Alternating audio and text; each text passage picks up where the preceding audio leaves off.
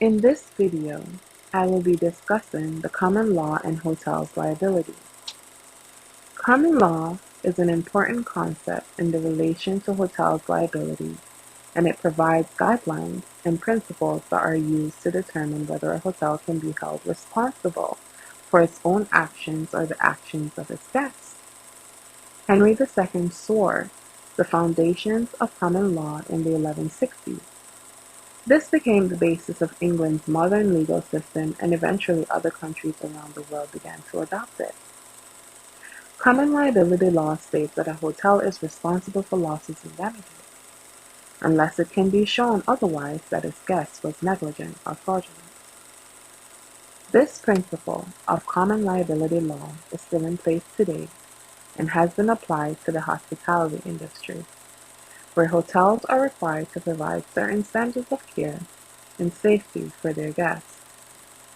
Hotels are liable for the health and safety of their guests, and this extends to providing appropriate security measures such as cameras and fire alarms.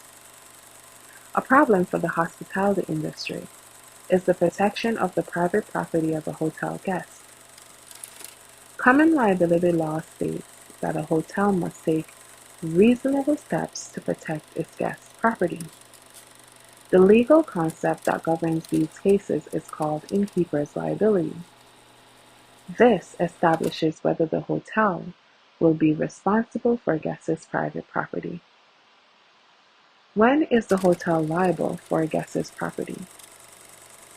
Innkeepers are only responsible for the loss of property that is within the hotel's walls. If a guest is an invitee, the hotel owes a duty of care to them. And if that duty of care is breached due to the hotel's negligence or failure to act, then the hotel was the cause of the theft or damage to the guest's property.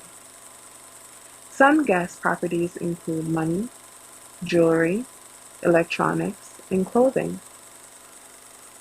When the hotel is liable for the loss of such items, it must compensate the guests for their losses. The hotel cannot be held liable for losses caused by events beyond its control, such as natural disaster, hurricane, tsunami, flood, or accidental fire. In this case, the individual will become liable for the damage to their belongings. This is because the hotel cannot be held responsible for acts of nature or other uncontrollable circumstances. A hotel can also be held liable for negligence per se.